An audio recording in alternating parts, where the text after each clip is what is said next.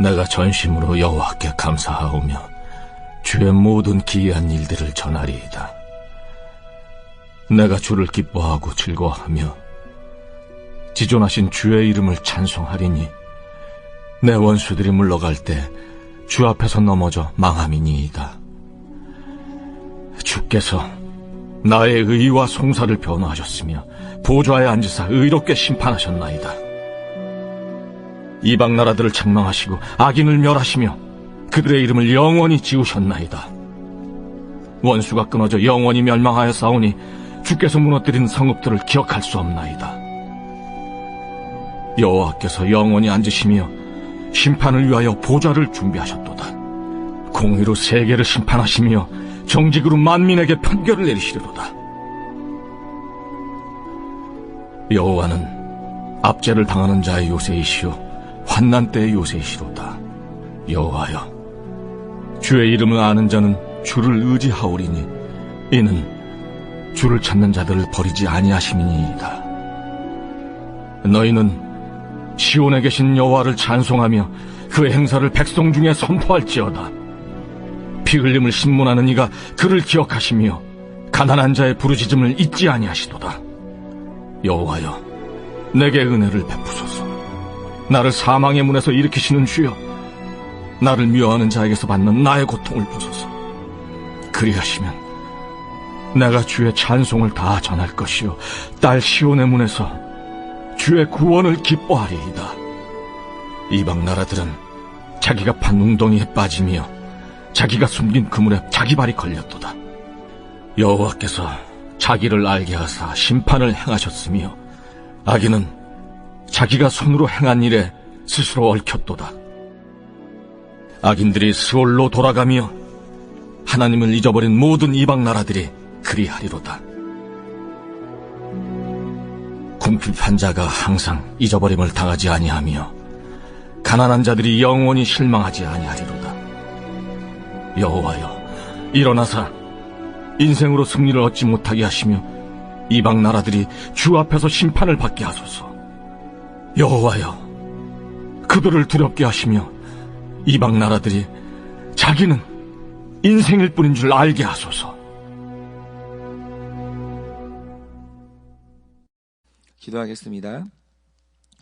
하나님, 정말 하나님 하시는 일들이 인간의 생각으로 담을 수 없는 기이한 일들이 참으로 많이 있습니다.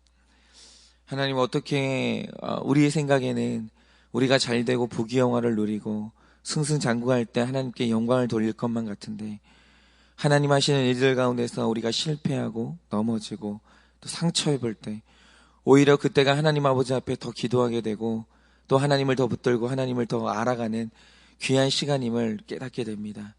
다윗의 인생을 우리가 보면서 그의 시를 보면서 그가 가장 아플 때 이 시가 하나님 아버지 앞에 울려 퍼진 것들을 보게 됩니다.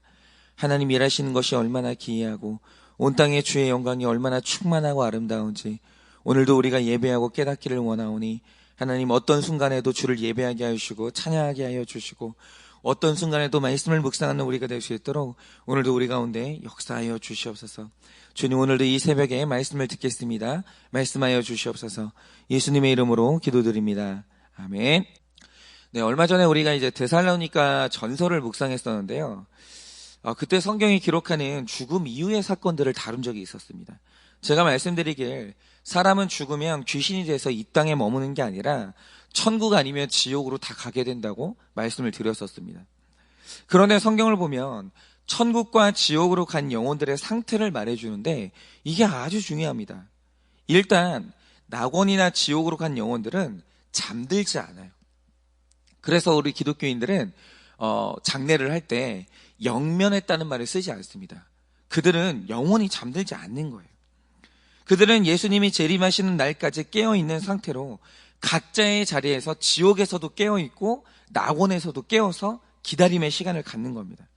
그런데 여기서 중요한 건 낙원에 간 영혼이나 지옥에 간 영혼이나 모두가 다 살아있을 때 나의 기억을 간직한 채로 영의 세계에서 머물고 있다는 거예요. 그러니까 우리가 거지 나사로와 부자의 기록을 보면 참 흥미로운 사실이 하나 있습니다. 그게 뭐냐면 지옥에 떨어진 부자가 처음 지옥에 갔을 때는 자기에게 어떤 일이 일어나고 있는지를 전혀 몰라요.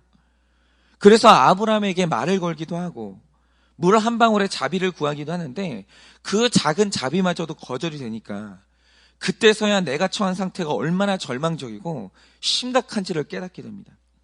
그러자 그가 아브라함에게 아주 중요한 이 부탁을 하나 하게 되는데 그게 뭡니까?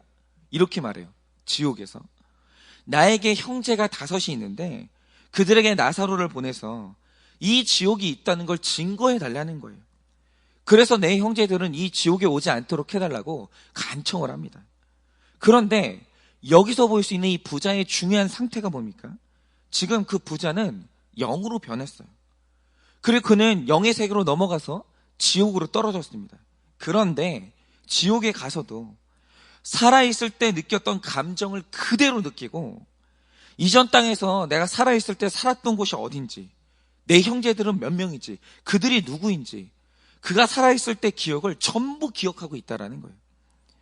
지금 제 할머니, 할아버지도 모두 낙원에 계십니다. 친할머니, 할아버지도 낙원에 계시고 저희 외할머니, 외할아버지도 낙원에 계시는데 그분들 상태가 뭐냐면 내가 살아있을 때 내 고향이 어디였는지, 내 자손들의 이름을 다 기억하고 손주들의 이름도 기억하고 살아있을 때 일들을 전부 다 기억하고 있다라는 거예요. 그런데 이 천국과 지옥에 간다는 건 나를 이렇게 기억하는 게 굉장히 중요해요. 왜입니까? 여러분들이 드라마를 보시면 이 기억 상실증에 걸리는 사람들을 보신 일이 있을 텐데 여러분 사람이 자기 기억을 상실하잖아요. 그건 더 이상 내가 아니에요. 여러분 제가 만약에 오늘이라도 기억을 상실한다고 생각을 해보세요. 그럼 저는 그날부터 목사가 아니에요. 내가 배웠던 신학을 기억할 수가 없는데 그게 어떻게 내가 되겠어요. 내 아내를 기억할 수가 없고 내 자녀를 기억할 수가 없는데 그때부터 그는 내가 아니에요. 기억을 상실한 건 내가 아니라는 거죠. 여러분 모든 기억이 상실되는 치매에 걸리면요 전혀 다른 사람 돼요. 성질 급하던 사람이 느긋한 사람이 되고 연세 지긋한 어른이 갑자기 어린 아이가 되는 거예요. 그러니까 기억이 상실된 나는 내가 아니에요. 나의 정체성은 내 기억 안에 있는 거예요. 그런데 천국이란 뭐냐? 일생 하나님의 뜻대로 살았던 내가 가는 곳이 천국이고 내가 받는 상이 천국이에요.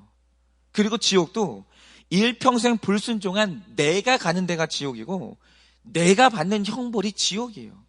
그런데 내가 가는 게 아니면 천국도 지옥도 아무 의미가 없는 거예요. 내가 가야 의미가 있는 거예요. 그래서 내가 천국을 누리고 내가 천국의 상을 받으려면 내 기억이 그대로 보존된 상태로 그대로 지옥에도 가고 천국에도 가야 되는 거예요. 내 삶에 단 하나의 기억이라도 삭제되면 안 되는 거예요. 그때부터 나는 내가 아닌 거예요. 그러면 여기서 우리가 가질 법한 아주 중요한 질문이 하나 생기죠. 그게 뭐냐? 사람이 살면서 경험하는 기억 중에 좋은 일보다 안 좋은 일들이 훨씬 많거든요. 아니 뭐 오늘 새벽에도 왜 그러는지는 모르겠는데 얘가 꿈을 꾸다가 뭘 기억나는지 모르겠는데 저희 딸이 자다가 깨가지고 그렇게 우는 거예요. 울음을 그치질 않는 거예요. 그렇죠. 저 어린애도 그러는데 여러분이 인생을 살아오시면서 안 좋은 기억이 얼마나 많겠어요. 그리고 그 기억 중에는 기억이 나면 숨도 안 쉬어질 정도로 트라우마가 되는 기억들도 있다는 거죠. 예를 들어서 제가 한번 말씀드린 적이 있지만 제 할머니의 경우에는 살아생전 일제시대를 다 살아냈고 폭탄이 떨어져서 사람이 죽어나가는 남북전쟁을 다 겪으셨어요. 그리고 할머니가 살아계실 때 아들 2이 먼저 죽었고 손주가 2이나 할머니보다 먼저 세상을 떠났어요. 할머니가 자기 손주의 영정사진을 봤다니까요. 그리고 살아생전 겪었던 이 배신의 기억이나 상처되는 말의 기억들이 얼마나 많겠어요. 그런데 낙원에 갈 때는 이런 기억들을 전부 안고 낙원에 가거든요. 그런데 그런 기억들을 그대로 안고 있어도 거기가 천국일까요? 그런 기억이 다 내가 그런 기억을 다 가지고 있는데도 낙원이라는 곳에서 즐겁게 지낼 수 있을까요? 기억이 그대로 남아있는데 오늘 2절 말씀처럼 주를 기뻐하고 즐거워하면서 지존하신 주의 이름을 찬송할 수 있을까요? 답이 뭔지 아십니까? 물론 그렇게 할 수 있습니다. 왠지 아세요? 이 땅에서나 낙원에서나 우리가 기억하는 사건들은 똑같아요. 살아생전의 일들을 천국 가서도 다 기억합니다. 여러분, 천국에 가면 이 땅에서 내 남편 얼굴을 기억 못할 것 같습니까? 내 아내 얼굴을 기억 못할 것 같으세요? 다 합니다. 그런데 낙원에 가면 딱 하나 달라지는 게 있어요. 그게 뭔지 아십니까? 낙원에 가면 우리의 무지한 지성들이 회복되면서 내가 겪었던 사건들에 대한 완벽한 해석이 주어진다는 거예요. 그 일이 왜 일어났는지, 그 일이 나의 삶 가운데 일으켰던 구원의 기이한 이 섭리가 무엇인지 전부 다 지성으로 깨달아진다는 거예요. 그래서 모든 게 해석되는 지성의 회복을 일컬어서 그 상태를 뭐라고 부르냐면 영화로운 상태라고 부르는 거예요. 그러니까 이 천국의 본질이 뭐냐라고 하면, 살아생전 우리의 아픈 기억이 다 사라지는 데가 천국이 아니라 내가 기억하는 사건들이 전부 해석되고 주의 기이한 섭리가 깨달아지는 곳이, 그게 바로 천국이에요. 그러니까 지금 낙원에 있는 우리 믿음의 선배들이 생전의 일들을 다 기억하면서도 여전히 하나님을 찬양하고 완벽히 즐거워할 수 있는 이유가 뭐냐? 전부 다 해석됐기 때문에. 전부 다. 그러므로 성경은 이 천국이 죽어서 가는 것이 아니라 살아서 경험하는 것이요, 내가 살아있는 동안 하나님의 나라가 임할 수 있다라고 하시는데, 살아있는 나에게 하나님의 나라가 임한다는 게 뭘 의미합니까? 해결이 임하는 게 아니라 해석이 임하는 거예요. 어떤 사람에게 내 사건이 해석이 임하면 그에게 바로 천국이 임하는 사건인 거예요. 만약 어떤 사건이 해결되지 않았을지라도 해석이 임하면, 주의 모든 기이한 섭리가 깨달아졌다면 그 사람에게는 오늘 바로 천국이 임한 겁니다. 그런데 반대로 우리가 죽어서 지옥을 가는 게 아니라 이 땅을 살아가는 날 동안에도 지옥을 경험할 수 있거든요. 그런데 사탄이 우리로 하여금 살아서 지옥을 경험하게 하는 방법이 뭡니까? 우리에게 악한 해석을 계속 주입하는 거예요. 제가 일평생 저를 지옥을 살게 했던 악한 해석이 있었어요. 그게 뭔지 아십니까? 아버지가 나와 형을 다르게 대했어요. 차별이 있었던 거죠. 근데 이게 어떻게 해석되느냐에 따라서 다른데, 그런데 저는 어떻게 해석을 했냐면, 아버지가 형은 사랑하셨고 나는 사랑하지 않았던 거였다. 그렇게 제가 해석을 한 거죠. 그런데 제가 이제 나중에 알고 보니까 아버지도 어릴 때부터 차별을 당하셨거든요. 그런데 아버지는 그게 자식 키우는 방법이라고 그렇게 배웠던 거예요. 그래서 아버지도 그렇게 배우셨기 때문에 우리에게 그렇게 한 건데, 그리고 형이 잘 되면 동생들도 형의 성공에 혜택을 볼 수 있다, 그렇게 생각을 하신 거예요. 그러니까 저희 아버지가 형한테 늘 신신당부하셨던 게 뭐냐면, 동생들 책임지라고, 동생들 잘 이끌어야 된다고, 그렇게 말씀을 하신 거예요. 그러니까 아버지가 아들들을 사랑했던 방식이 그거였지, 형은 사랑하고 저는 사랑하지 않고 그러지 않았다는 거죠. 그런데 제가 이제껏 아버지를 향해 분노의 칼을 갈고 내가 차별의 고통으로 지옥을 살았던 이유가 뭡니까? 똑같은 일을 놓고 사탄이 주는 해석을 받았기 때문이에요. 아버지가 형과 나를 다르게 대한 이유는 형만 사랑했기 때문이라고. 나는 아버지한테 필요 없는 자식이라고. 아버지가 한 번도 그런 말을 한 적이 없거든요. 그런데 내가 해석을 그런 식으로 한 거예요. 이 해석 때문에 사랑받는 형을 죽도록 미워했고, 그 형이 죽기를 바랬고, 아버지를 미워하는 이 죄를 짓고 사는 내내 지옥을 살아냈던 거예요. 그러니까 오늘도 사탄이 우리를 장악하는 방법이 뭐냐면, 내가 겪은 사건들에 대해서 악한 해석을 내놓은 다음에 일평생 우리로 하여금 상처 속에서 뒹굴게 만드는 거예요. 그 상처와 해석을 잊지 못하도록 만드는 겁니다. 그게 바로 살아서 겪는 지옥이고 우리가 죽어서 가야 되는 지옥의 본질이에요. 그런데 오늘 말씀을 보면 하나님께서 우리를 구원하시는데 그 구원의 방법이 뭡니까? 3절을 보시면 하나님께서 내 원수들을 물러가게 하고 망하게 하신다는 거예요. 나의 삶 가운데 원수가 물러가고 망하는 날이 온다라는 거예요. 그런데 원수가 물러가고 망하는 사건이 뭡니까? 4절을 보면 나의 의와 송사를 변호하신다는 거예요. 그런데 나의 의와 송사를 변호하신다는 게 뭘 의미합니까? 내게 일어난 하나님의 사건이 왜 의로운 일인지, 내게 일어난 사건의 의미가 뭔지 전부 해석해 주신다는 거예요. 성령님이 우리 안에 깨닫게 하시고 변호해 주신다는 거예요. 그러니까 오늘도 아버지의 사건이 왜 의롭게 해석이 됐냐면 성령님께서 나에게 임하사 아버지의 의로움을 변호해 주신 거예요. 그 사건을 하나님이 해석을 해 주신 거죠. 그런데 우리에게 사건에 대한 새로운 해석이 주어질 때 일어나는 일이 뭡니까? 5절을 보면 악한 사탄의 해석이 책망받고 그 상처의 기억들이 멸절이 되면서 악한 해석들이 줬던 상처가 영원히 지워지는 거예요. 영원히. 그게 바로 살아서 우리가 겪는 구원이고 죽어서 우리가 경험하는 구원이에요. 그러니까 우리가 오늘 이 땅에서 이 사건을 하나님의 뜻대로 해석을 받잖아요. 성령님의 지성으로 해석을 받으면 왜 그런 거 있잖아요. 생각만 해도 이가 갈리는 인간이 있잖아요. 나이가 아무리 먹어도 잊혀지지 않는 상처가 있잖아요. 그게 영원히 기억되지 않는 거예요. 영원히. 그러니까 6절 말씀처럼 원수의 악한 해석이 하나님의 해석으로 말미암아 영원히 멸망당하면 내 안에 견고하게 세워져 있던 상처의 성읍, 자책의 성읍, 수치와 죄책감의 성읍이 영원히 기억되지 않는 거예요. 그러니까 저도 이 새로운 해석으로 말미암아 영원히 기억할 수 없는 이 원수의 영원히 기억할 수 없는 이 원수의 성읍이 하나 있었는데요. 저는 어릴 때부터 도저히 잊혀지지 않는 상처가 하나 있었습니다. 근데 이상한 게 뭐냐면 보통 좋은 일들은 희미하게 기억이 나는데 상처가 되는 일들과 사람들은요 너무 구체적으로 또렷하게 기억에 남는 거예요. 이게 바로 원수의 성읍인데 저의 원수의 성읍은 뭐였냐? 제가 이제 초등학교 4학년 때 일이었어요. 이게 다른 거 초등학교 4학년 때 다른 사건은 기억이 하나도 안 나요. 근데 이건 또렷하게 기억에 남는 거예요. 당시에 제 아버지가 새로운 땅에 교회를 건축하시면서 아버지가 가지고 있는 모든 재산은 전부 다 교회 헌금을 하셨어요.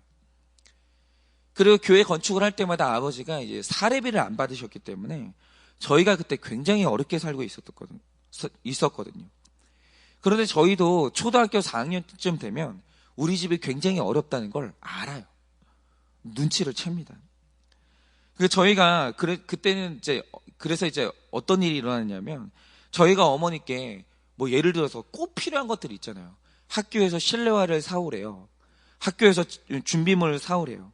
이런 식으로 뭐 살 게 있다고 돈 얘기를 하면 어머니가 그걸 굉장히 괴로워하시고 항상 한숨을 쉬시는 거예요. 근데 저는 제 일생에서 그 어머니의 가장 큰 실수가 그거라고 생각해요. 이 자녀들 앞에서 돈 얘기에 굉장히 괴로워하시고 날마다 한숨을 쉬시는 게 굉장히 안 좋은 교육 방법이었어요. 근데 저희 어머니가 늘 그렇게 하셨습니다. 하여튼 그때는 돈 얘기를 입으로 꺼내는 게 뭐 듣는 어머니 입장에서나 말하는 저희 입장에서나 너무 힘들었어요. 그래서 어느 날부터는 꼭 필요한 게 있어도 제가 입을 닫았어요.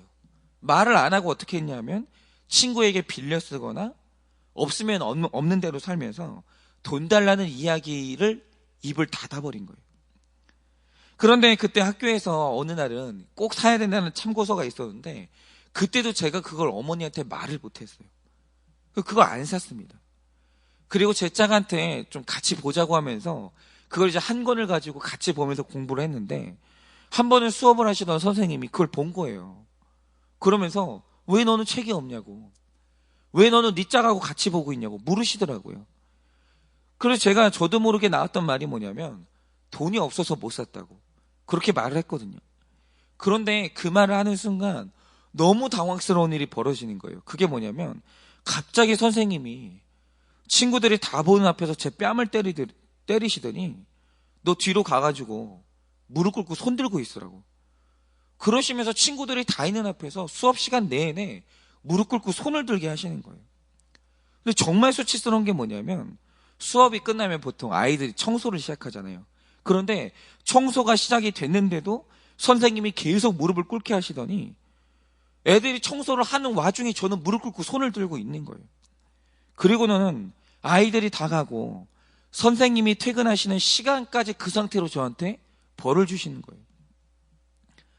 그런데 그 어린 시절에 당시에 그게 얼마나 수치스럽고 서러운지 그때 제가 걸어서 이제 통학을 했는데 집을 가면서 걸어가는 내내 울었던 게 기억이 나요. 계속 울었어요. 그런데 그 후로 그 기억이 잊혀지질 않는 거예요. 그래서 이 사건이 지금으로부터 정확하게 30년 전의 사건이거든요. 그런데 그 당시 선생님 얼굴도 뚜렷하게 기억나고 그날의 수치심, 서러움, 저한테 하셨던 말들이 다 기억나요. 다. 그런데 정말 힘들었던 게 뭐냐면 내 의문들에 대한 답이 안 풀리는 거예요. 제가 그날로부터 계속 질문을 던졌거든요. 그게 그렇게까지 혼날 일인가? 아니 어떻게 교사가 4학년짜리 어린애한테 그런 상처를 줄 수가 있나? 그날 선생님한테 개인적인 스트레스가 있었는데 힘이 없는 나한테 풀었던 건가? 이게 아무리 질문을 해봐도 이해가 안 되는 거예요. 선생님의 행동이. 지금 제가 초등학교 4학년짜리를 보잖아요. 저는 그렇게 못할 것 같아요. 이렇게 이해가 안 되는 거예요. 선생님의 행동이. 그래서 제가 그 선생님에 대한 미움을 넘어서서 교사라는 직업에 대해서까지 얼마나 적개심을 가졌는지 모릅니다. 그런데 제가 얼마 전에 문득 깨달은 사실이 뭔지 아세요? 제가 아까 말씀드렸듯이 그 일은 이제 제가 있었던 지 30년이 지났어요. 그런데 그 30년 동안 하나님께서 제 일생에 기이한 일들을 참 많이 하셨습니다.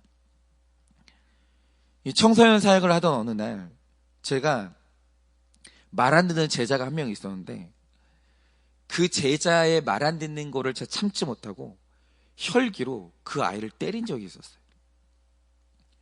저도 그런 적이 있었습니다. 그리고 제가 내 맘에 안 드는 아이들은 없는 사람 취급하면서 전도사인 시절에 제가 그 아이를 왕따시킨 적도 있었어요. 그러면서 제가 사역을 하면서 사랑이 없는 제 자신을 얼마나 많이 깨달았는지 모릅니다. 그리고 그뿐만이 아니라 자격이 없는 이런 제가 용서도 받고 이렇게 자격 없는 저를 성도님들이 너무너무 사랑해 주시고 인정받고 그런 경험들을 했어요. 그런데 이렇게 30년 동안 살면서 하나님의 기이한 일들을 경험하고 또 전달하다 보니까 어느 날 문득 일어난 일이 뭔지 아십니까? 제가 상처받았던 그날에 대한 답이 나온 것도 아니고 선생님께 사과를 받은 것도 아니에요. 뭐 그거에 대해서 내적 치유를 받은 것도 아니에요. 그런데 어느 날 보니까 내 안에 견고하게 서 있던 상처의 성읍들과 징후의 성읍들이 무너져서 지금 그 상처가 기억이 안 나는 거예요. 저도 모르는 어느 날 그 상처가 사라졌어요. 기억이 안 나요. 여러분들도 그런 일 있지 않습니까?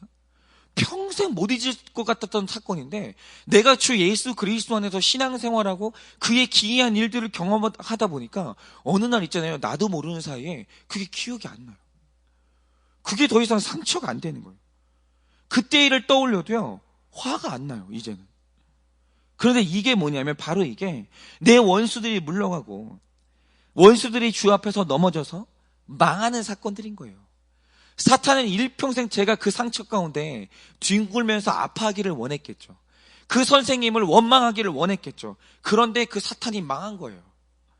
하나님의 기이한 사건들 가운데서 사탄이 흔적도 없이 사라진 거예요. 여러분 이렇게 내 사건이 해석되는 순간 내가 선생님보다 악한 내 죄를 보는 순간 사탄은 망하는 거예요. 여러분 이 말씀을 듣는 여러분 안에도 사탄이 세워놓은 수많은 성읍들이 있을 거예요. 상처되는 말의 성읍, 잊지 못하는 상처의 기억의 성읍, 증오의 성읍, 죄책감의 성읍, 수많은 성읍들이 있을 텐데 그게 다 사탄의 해석으로 말미암아 세워진 견고한 성읍이거든요. 어떤 사람들은 이게 일평생 안 무너져요. 아무리 위로를 해봐도 안 무너지는 거예요. 네 아버지도 이유가 있었을 거야. 탁 뿌리치는 거예요. 목사님 모르시는 말씀 말라고. 우리 아버지가 어떤 사람인 줄 아냐고. 목사님이 그렇게 말해도 난 아버지를 용서하지 못한다고. 여러분 그렇게 이 성읍이 무너지지 않는 사람이 얼마나 많은지 몰라요. 남편, 아내, 그 배우자 용서하지 못하는 사람 얼마나 많은지 몰라요. 내가 임신했을 때 내 남편이 어떻게 했는지 아냐고. 내 남편이 어떤 말을 했는지 아시냐고. 목사님이 그 기분을 아냐고. 일평생 용서가 안 되는 거예요. 그런데 그게 성령님이 세우신 성읍이겠습니까? 아니거든요. 전부 다 사탄이 세운 성읍이거든요. 그런데 이제는 우리 삶에 성령 하나님의 해석이 임하기를 원합니다. 그 하나님의 이 말씀이 우리 안에 들리기를 원해요. 그런데 그 사건이 뭐냐면 바로 그때 원수의 성읍은 무너지고 하나님의 나라가 우리 안에 펼쳐지게 되는 거예요. 그러면 그 사건을 이야기하면서도 웃고 하나님을 예배하는 우리가 될 수 있는 겁니다. 그러니 오늘 이 새벽에 우리 안에 새로운 해석이 임하기를 원합니다. 여러분 삶에 절대로 잊혀지지 않는 사건이 뭐가 있습니까? 절대로 용서가 되지 않는 입을 꽉 다물고 죽어도 용서하지 않겠다라고 말하는 그 사람이 누굽니까? 그 부모일 수 있고 내 배우자일 수 있죠. 절대로 잊혀지지 않는 상처의 말들이 무엇입니까? 오늘 그것들에 대한 성령 하나님의 해석이 임하기를 원합니다. 그때 그 성읍은 낙원으로 변하고 이 땅 가운데서 우리가 그 기억들이 있으면서도 웃고 하나님의 기이한 일을 선포하고 찬양하는 우리가 될 줄 예수님의 이름으로 축원을 드립니다.